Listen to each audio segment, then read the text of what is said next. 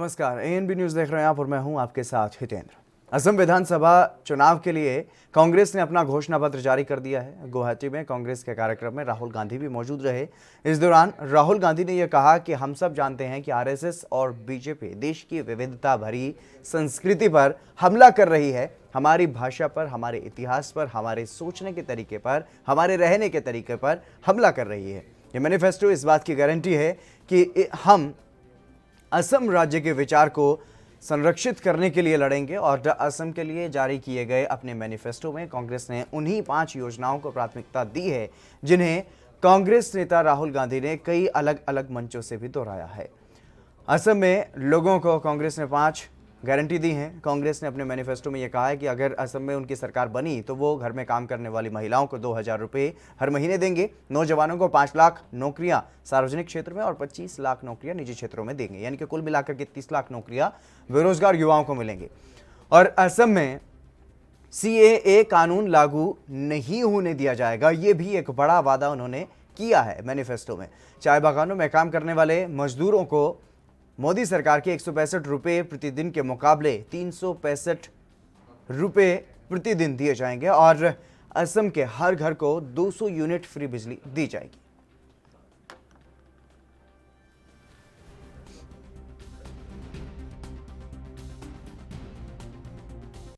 ये जो मैनिफेस्टो है इस पे कांग्रेस पार्टी का सिंबल है, मगर ये मैनिफेस्टो असम ने बनाया है, असम की जनता ने बनाया है।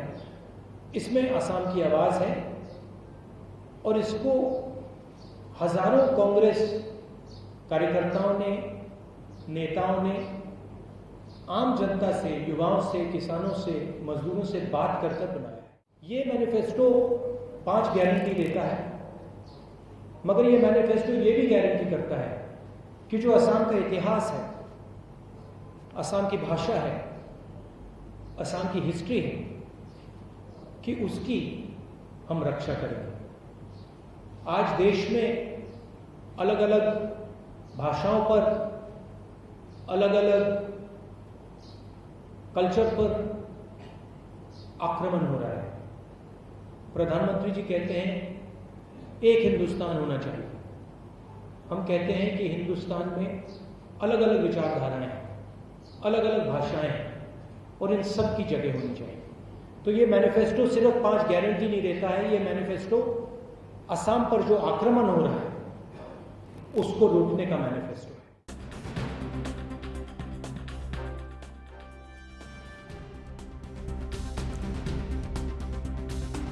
लगातार चुनाव प्रचार करने के लिए राहुल गांधी जो हैं वो असम में हैं, प्रियंका गांधी भी वहां पर पहुंचने वाली है, लेकिन अपना घोषणा पत्र जिस तरीके से 5 गारंटी वो चुनावी जनसभाओं में दे रहे थे अभी तक असम के लोगों को, और वही मुख्य बातें जो हैं इस घोषणा पत्र में रखी गई हैं जो असम कांग्रेस की तरफ से जारी किया गया है। और इस दौरान राहुल गांधी वहां पर मौजूद रहे। राहुल गांधी ने भारतीय जनता पार्टी पर जमकर निशाना साधा, आरएसएस को भी आड़े हाथ लिया और कहा कि जिस तरीके से भारत में अलग अलग जगहों पर अलग अलग संस्कृति है, अलग अलग भाषाएं हैं, अलग अलग रीति रिवाज हैं, उन पर हमला करने की कोशिश बीजेपी और आरएसएस की तरफ से की जा रही है, ये बिल्कुल भी बर्दाश्त नहीं किया जाएगा। CAA नागरिकता संशोधन कानून का विरोध वो करते हुए नजर आए और ये एक मुख्य वादा जो है वो है कांग्रेस का, क्योंकि कांग्रेस के जो नेता जिनके गले में जो पट्टा होता है कांग्रेस का, उस पर CAA और उस पर क्रॉस का निशान लगा होता है, यानी कि CAA को वो वहाँ पर किसी भी कीमत पर लागू नहीं होने देंगे। इस तरीके के वो दावे, इस तरीके के वादे जो हैं वो करते हुए नज़र आ रहे हैं असम की जनता से। और इसके अलावा सबसे अहम बात जो है वो ये कि जिस तरीके से जो चाय के बागानों में जो काम करने वाले मजदूर हैं उनको 165 रुपये प्रतिदिन के दिए जाते हैं मोदी सरकार, बीजेपी की सरकार में वहाँ पर, तो उसके मुकाबले 365 रुपये प्रतिदिन के हिसाब से उनको दिए जाएंगे। ये कहीं ना कहीं जो चाय बागान के जो मजदूर हैं उनको लुभाने के लिए अपने आप में एक बड़ा वादा है। और इसके अलावा बेरोज़गारों को भी, बेरोज़गार युवाओं के लिए उन्होंने वादा किया कि 5 लाख सार्वजनिक उपक्रमों में, सार्वजनिक क्षेत्र में नौकरी देंगे और इसके अलावा 25 लाख निजी क्षेत्रों में भी रोज़गार दिए जाने का वादा किया गया है, यानी कि कुल मिलाकर के 30 लाख बेरोज़गार युवाओं को रोजगार मुहैया करवाने का वादा कांग्रेस ने किया है असम में। असम के लिए कांग्रेस की तरफ से घोषणा पत्र जारी किया गया है और इसमें 5 गारंटी दी गई हैं असम के लोगों के कि अगर सरकार बनी तो सरकार बनते ही इस तरीके से काम जो है वो किया जाएगा। 200 यूनिट फ्री में बिजली हर घर में दी जाएगी और इसके अलावा 2000 रुपये हर गृहिणी को, हर हाउस वाइफ को वहाँ पर 2000 रुपये हर महीने जो हैं वो दिए जाएंगे। इस तरीके के वादे जो हैं वो किए गए हैं। और इसके अलावा सबसे बड़ी बात जो कहते हुए नजर आए राहुल गांधी, आरएसएस और भारतीय जनता पार्टी को निशाने पर लेते हुए उन्होंने कहा कि जिस तरीके से प्रधानमंत्री नरेंद्र मोदी हिंदुस्तान को एक हिंदुस्तान बनाने की बात कर रहे हैं, लेकिन हिंदुस्तान में अलग अलग विचारधाराएं हैं, अलग अलग संस्कृति है, अलग अलग रीति रिवाज हैं।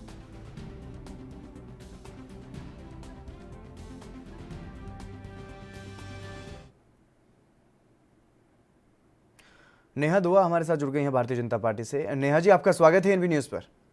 जी धन्यवाद। जी नेहा जी, जो असम के लिए कांग्रेस की तरफ से घोषणा पत्र जारी किया गया है उसको लेकर के क्या कुछ लगता है आपको? क्या सीएए वहां पर लागू नहीं होने देंगे राहुल गांधी? देखिए, सीए की बात तो मैं नहीं जानती, लेकिन मैं इतना जानती हूँ कि ये जो शेख चिल्ली की बातें करके आए हैं राहुल गांधी जी से, मैं शेख चिल्ली इसलिए कह रही हूँ क्योंकि अगर राजस्थान में इन्होंने 10 दिन में कर्जा माफ किसानों को कहा था कि हम 10 दिन में जैसे हमारी सरकार बनती है हम 10 दिन के भीतर भीतर सभी किसानों को कर्जा माफ कर देंगे, तो पहले तो राहुल जी मुझे ये बता दें कि अभी तक उन्होंने कितने किसानों का कर्जा माफ किया है, जरा आंकड़े पेश करें। क्योंकि कहते कुछ हैं करते कुछ हैं, कथनी और करनी में बहुत फर्क है जो जनता समझ चुकी है।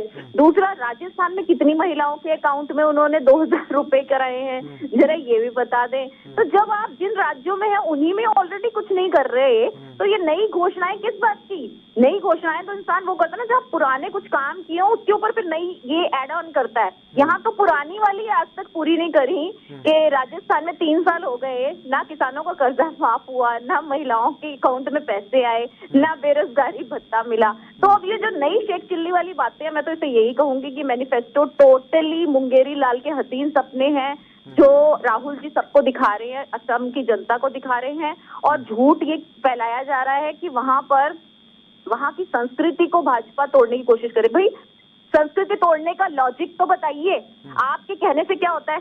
वहाँ किसी की हम नागरिकता छीन रहे हैं। पहले तो आपने ये भ्रम फैलाया सीए में नागरिकता छीनने का प्रावधान है। यही मुद्दा सबसे बड़ा कांग्रेस ने वहां पर बनाया हुआ है। कांग्रेस का अगर कोई भी नेता जाता है उसके गले में जो पटका होता है उस पर सीएए और क्रॉस का निशान, वो यही दावा करते हैं कि जो नागरिकता संशोधन कानून लेकर के आई है केंद्र सरकार, इसके तहत वो तुम्हारी संस्कृति पर, तुम्हारी भाषा पर हमला कर रहे हैं। और बीजेपी और आरएसएस ये चाहते हैं कि हिंदुस्तान जो है वो एक ही हो, एक ही तरीके का हो सब कुछ हिंदुस्तान में, लेकिन हिंदुस्तान में अलग अलग विचारधाराएं हैं, उनका सम्मान होना चाहिए और उनकी सुरक्षा के लिए ये दावा कर रहे हैं, वादा कर रहे हैं अपने घोषणा पत्र में। हिंदुस्तान एक कानून हो, ये नहीं कहा कि जो अलग अलग भाषाएं हैं उनका हम अपमान करते हैं। क्या पंजाब में पंजाबी बोली जाती है तो उसका हमने बैन कर रखा है? क्या महाराष्ट्र में मराठी बोली जाती है तो उसको क्या बैन कर रखा है? अरे भाई, कोई किसी ने कभी भी, केंद्र सरकार ने ये नहीं कहा कि किसी की भाषा को या संस्कृति को कोई आहत होगी। एक देश एक कानून, इस बात का हम बोलते हैं कि एक संविधान एक कानून मानना चाहिए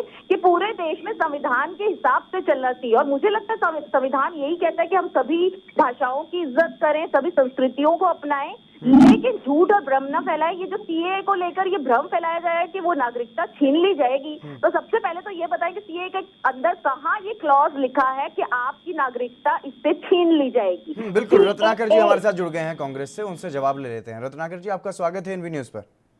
धन्यवाद। रत्नाकर जी, असम की जनता को गुमराह क्यों कर रहे हैं आप? बीजेपी अब इस पर हमलावर दिखाई दे रही है। बीजेपी का यह आरोप है कि आप गुमराह कर रहे हैं, किसी भी संस्कृति, किसी भी भाषा पर कोई हमला नहीं किया जा रहा है, और आप अपने घोषणा पत्र में ये वादा कर रहे हैं असम की जनता से कि आपको हम बचाएंगे।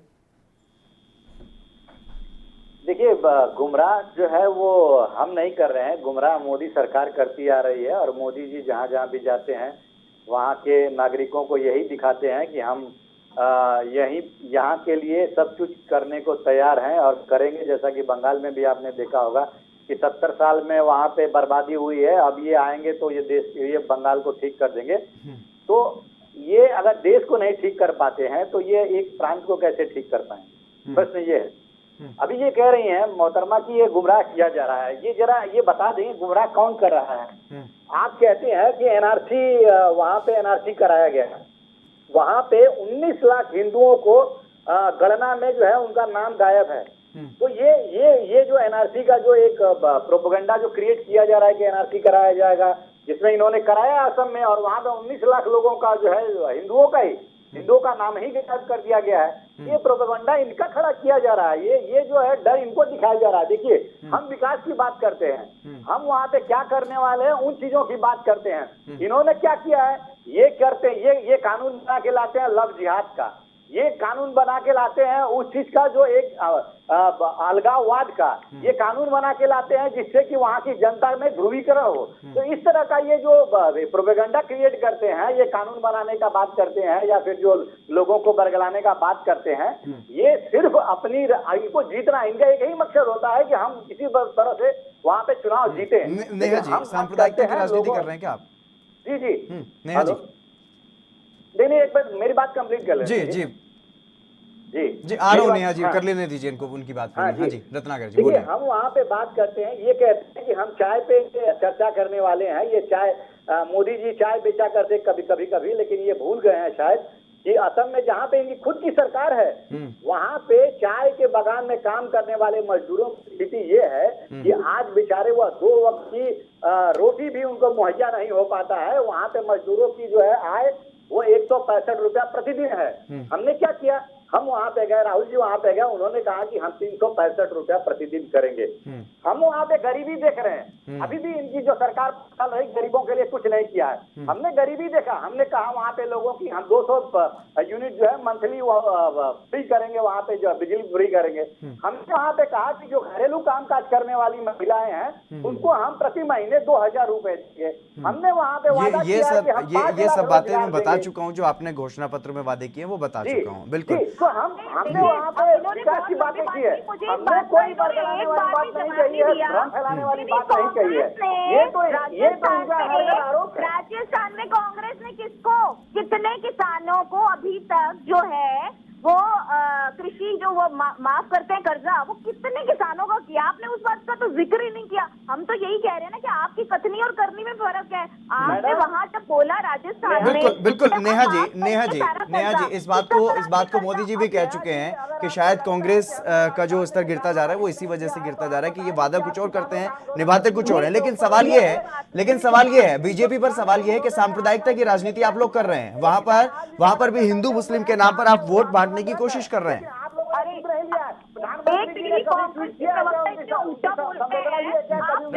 रत्नाकर जी आ रहा हूँ आपके पास। रत्नाकर जी आ रहा हूँ आपके पास। जी नेहा जी, सांप्रदायिकता की राजनीति क्यों करते हैं आप?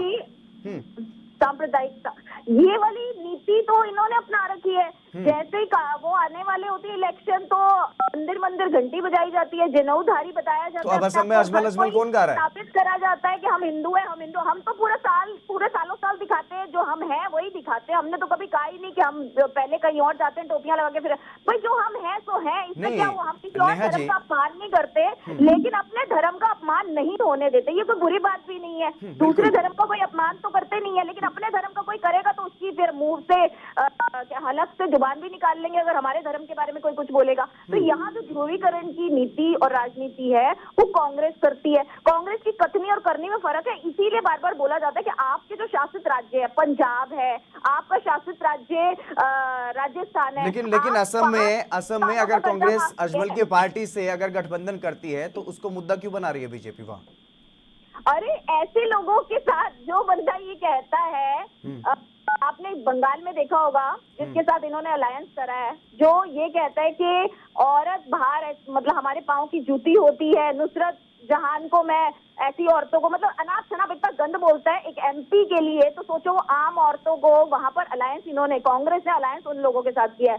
तो कांग्रेस की प्रॉब्लम ही यही है कि ध्रुवीकरण की राजनीति ये करते हैं, धर्म की राजनीति ये करते हैं और नाम और ब्लेम लगाते हैं भाजपा पे। अब आप बंगाल का तो ये जीता जाता उदाहरण है कि जिसके साथ इन्होंने अलायंस किया है वो बंदा किस शख्सियत का है और वो औरतों की कैसे इज्जत करता है। बिल्कुल रत्नाकर जी, क्या आप चुनाव जीतने के लिए किसी से भी गठबंधन कर लेते हैं? देखिए ये लोगों की मानसिकता ही ऐसी है। अगर कोई पार्टी इस तरह की बातें कह रही है या कह रही है, जहाँ की इनकी बातें हैं कि मुंह से कहे हुए शब्द हैं, मैं उस बात शब्द पे नहीं जाता हूँ, लेकिन चुनाव आयोग है, अगर किसी पार्टी को वहाँ पे अगर संवैधानिक माना गया है, उसको मान्यता दी गई है, तो वह पार्टी वहाँ पे लड़ेगी। इनकी सोच है कि वह पार्टी कुछ दूसरे प्रकार की है, तो इनकी सोच पता चल जाएगा अभी इलेक्शन में। रही बात औरतों के बात कहने वाली बात, तो सबसे ज्यादा जो नारी सुरक्षा की बात करने वाली पार्टी है, सबसे ज्यादा इन्होंने ही नारी सुरक्षा के बारे में गलत कार्य किए हैं। अभी मैं आपको बता दूं, अभी 2 दिन पहले उत्तराखंड के मुख्यमंत्री जो अभी नए नए बने हैं, तीरथ रावत जी, उन्होंने क्या कहा कि औरतों को जींस नहीं पहनना चाहिए, मतलब घुटनों पे फटी हुई जींस है उसको नहीं पहनना चाहिए। मेरी बात पूरी हो जाने दीजिए, उसके बाद आप बोलिएगा, मैं आपकी बात बोलूंगा।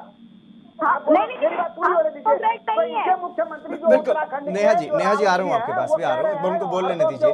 अच्छा रत्नाकर जी एक बात बताइए, आप रत्नाकर जी एक बात बताइए, तरुण गोगोई कौन थे? तरुण गोगोई हमारे मुख्यमंत्री थे। और उनका अपमान करने वालों के साथ आप गठबंधन कर रहे हैं? जी नहीं, देखिए अपमान का करने वालों के साथ करने का किया है नहीं किया है, ये आप नजरिया इन लोगों का है कि इन्होंने अपमान कर दिया, उन्होंने अपमान कर दिया। हम वहाँ पे अपने अपने अधिकार की लड़ाई लड़ रहे हैं, हम वहाँ पे हिंदू और मुसलमान की एकता की लड़ाई लड़ रहे हैं, हम अपने वहाँ पे संस्कार की लड़ाई लड़ रहे हैं, संस्कृति की लड़ाई लड़ रहे हैं। आपको क्यों ऐसा लग रहा है कि बीजेपी वहाँ पर संस्कारों पर, संस्कृति पर हमला कर रही है? बात कर रहे हैं, नहीं आप बताओ, ये कर रहे हैं क्या? ये वहाँ पे लव जिहाद लाएंगे, ये वहाँ पे लव जिहाद लाएंगे। हमने तो कभी संस्कृति के बारे में ऐसी बात ही नहीं करी। नहीं, कैसी राजनीति? आप मुझे ये बताइए ना कि आप कहते कुछ हैं और करते कुछ हैं। आपने अपने राज्यों में, अपने शासन ज्यादा, आपने इतना मुद्दा उठाया, किसान किसान किसान। आपने पंजाब के किसानों के लिए कितना कर्जा माफ किया, पहले तो ये बताइए। फिर आप ये बताइए आपने राजस्थान के किसानों के लिए क्या किया। आपने पंजाब की महिलाओं के खाते में कितने पैसे किए, आपने राजस्थान की महिलाओं के खाते में कितना। तो आप कहते तो बहुत कुछ है, लंबे लंबे और वो बड़े बड़े मुंगेरी लाल के सपने तो बहुत दिखाते हैं, जो अच्छे भी लगते हैं। एलिस इन वंडरलैंड पहुंच जाती है, हर औरत भी वो बन जाती है Alice in Wonderland. Neha ji, रोजगार के वादे तो आपने भी बहुत किए हैं, लेकिन आजकल बेरोजगारी की दर क्या है आपको पता है? आज बेरोजगारी की दर क्या है आपको पता है? नहीं, ये बोलते हैं 5 लाख नौकरियां हम वहां देंगे। हमने तो 5 लाख यूपी में देके दिखाई है। इनकी सरकार राजस्थान में 4 साल हो गया ना, इनको 3.5 साल, बताए कितनी नौकरियां दी हैं हमने तो यूपी में। सरकारी ये एनसीआरबी का आंकड़ा है, चेक कर लीजिए। 5 लाख सिर्फ यूपी सरकार एक यूपी में रोजगार देके आप ये कहेंगे कि रोजगार दे दिया? मैं एमपी भी बताने लगी हूँ। अब दिल्ली का तो हम नहीं है ना, हमारे हाथ में दिल्ली नहीं है ना, तो हम तो दिल्ली में भी देते। हमने हरियाणा में जॉब्स दी है। हरियाणा में बेरोजगारी में सबसे ऊपर हरियाणा है मैडम। आप देखिए, हरियाणा बेरोजगारी में सबसे ऊपर है। अभी जो न्यू बजट आया है उसमें यही तो आपने शायद देखा नहीं होगा, उसमें यही खट्टर साहब ने प्रावधान रखा है कि जितने भी प्राइवेट वहाँ पर कॉर्पोरेट वाले हैं उनको वहीं के लोकल लोगों को रखना ही पड़ेगा, और ये रोजगार को वहाँ ताकत देने के लिए ये लाया गया लॉ। तो इससे आप देखिए ना साल भर में कितने अच्छे रिजल्ट आएंगे, क्योंकि बिल्कुल सामने आ जाएगा। क्योंकि जिस तरीके से उद्योगपति नाराज हो रहे हैं कि इनके पास कौशल नहीं है, उनको हम कैसे रखेंगे। लेकिन बात असम की है, बात असम की है। घोषणा पत्र असम में जारी किया गया है, और जिस तरीके से असम में घोषणा पत्र जारी किया गया, और जो चाय बागान में जो मजदूर काम करने वाले हैं 165 की बजाय अगर उनको 365 रुपए मिलेंगे तो वो किसको वोट देगा? क्या आप इसी वजह से अजमल का मुद्दा वहां पर बना रहे हैं? नहीं, देखिए एक बात बताइए, 365 ये करेंगे, हमारा घोषणा पत्र नहीं आया ना।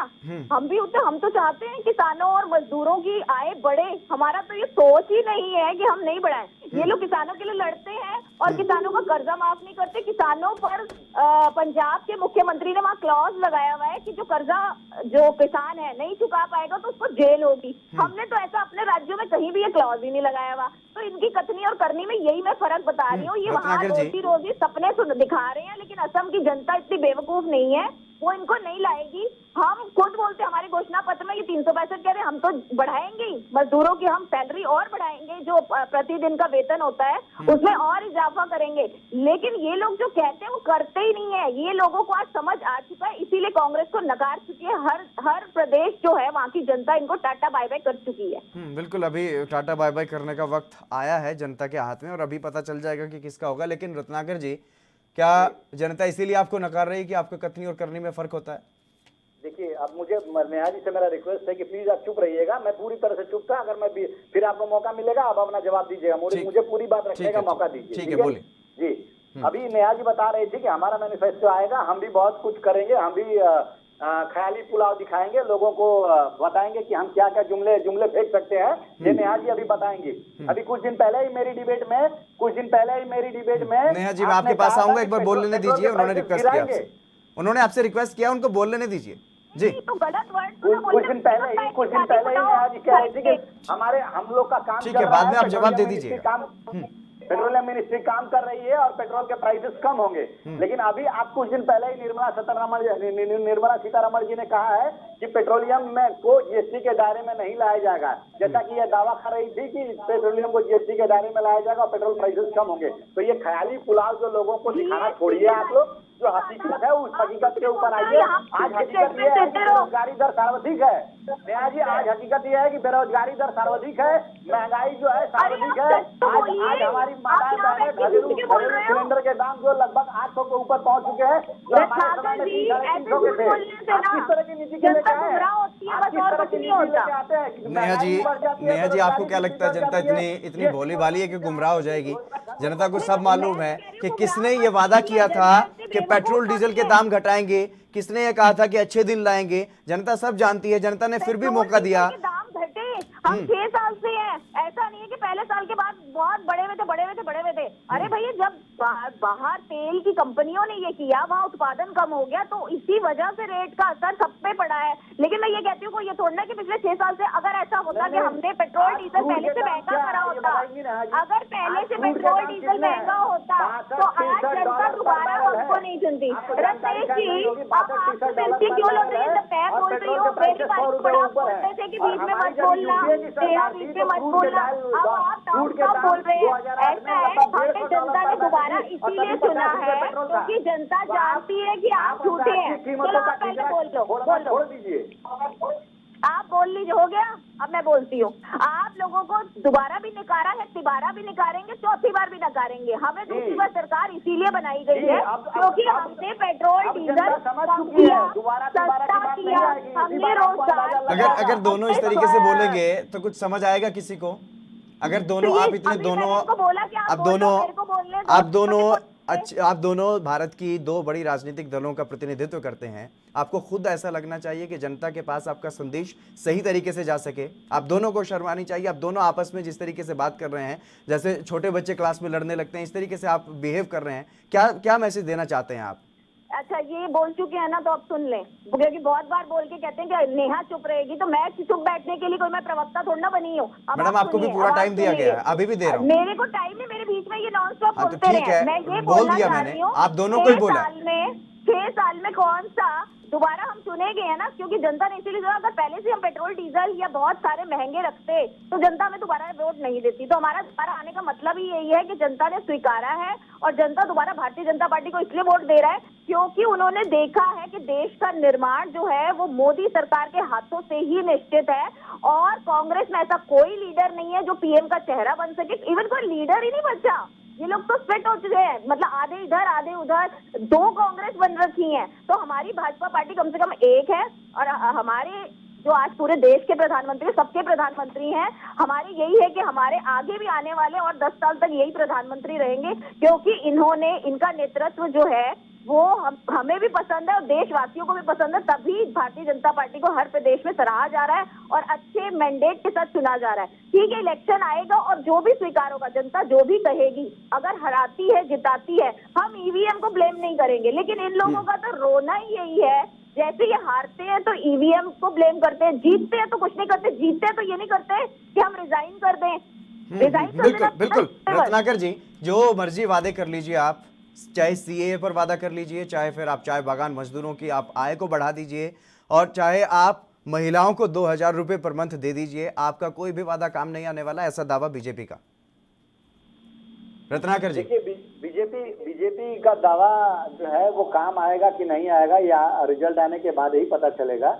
लेकिन हम जहां भी जाते हैं, हम वहां पे विकास की बात करते हैं, लोगों को आगे बढ़ाने की बात करते हैं, उनकी आमदनी बढ़ाने की बात करते हैं, उनके जीवन स्तर को उठाने की बात करते हैं। इनकी तरह हम कहीं भी जाएंगे तो लव जिहाद जैसा कानून बनाएंगे, सीएए को थोपेंगे वहां की जनता पे, एनआरसी लाएंगे, इस तरह की बातों को हम नहीं करते हैं। हमारा एकदम क्लियर एजेंडा है। हम विकास की बात करेंगे, हम लोगों के उत्थान की बात करेंगे। ये लोग क्या करते हैं, बड़ी बड़ी बातें करते हैं, बड़े बड़े जुमले लेके आते हैं, लेकिन होता और कुछ नहीं है। बड़ी बातें तो सर आपने भी की है। 30 लाख लोगों को रोजगार देने की बात की है, जिसमें से 5 लाख को आप सरकारी नौकरी देंगे और 25 लाख को आप निजी क्षेत्रों में रोजगार देने की दावा कर रहे हैं। तो उसको किस तरीके से आप करेंगे वहां? देखिए, जो 5 साल में इन्होंने वहां पे कोई विकास का कार्य नहीं किया है, हमारी सरकार जब आएगी उस समय हम विकास के कार्य के लिए बहुत सारी योजनाओं को लेके आएंगे, बहुत सारे कंपनीज को इन्विटेशन लाएंगे, बहुत सारे प्रोसेस होते हैं रोजगार देने के। लेकिन ये क्या होता है, कभी भी ये लोग जो झूठ बोलते हैं जनता के सामने, उस झूठ के आधार पे चुन के तो आ जाते हैं, लेकिन ये रोजगार देने में असफल हो जाते हैं। आप इसका उदाहरण, सबसे बड़ा उदाहरण है कि मोदी जी खुद जनता को यह 2 करोड़ प्रतिवर्ष रोजगार देने का इन्होंने वादा किया था, लेकिन वो वादा कभी पूरा हुआ नहीं। उल्टा असर ये हो गया कि प्रतिवर्ष 2 करोड़ रोजगार इन्होंने छीन लिए।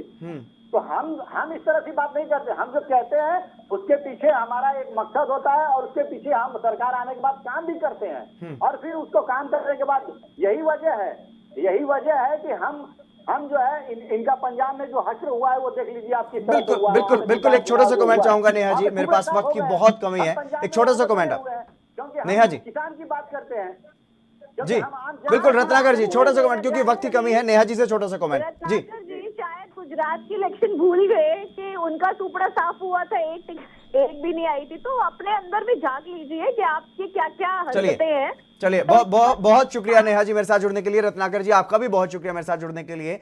दावे और वादे घोषणा पत्र में जो है वो किए जाते हैं, लेकिन जनता किसके घोषणा पत्र पर विश्वास करेगी, किस पर भरोसा करेगी, ये देखने वाली बात होगी। और चुनाव परिणाम जब आएगा तब साफ हो जाएगा कि जनता ने किस पर भरोसा किया है। इस बुलेटिन में बस इतना ही। आप बने रहिए एएनबी न्यूज के साथ।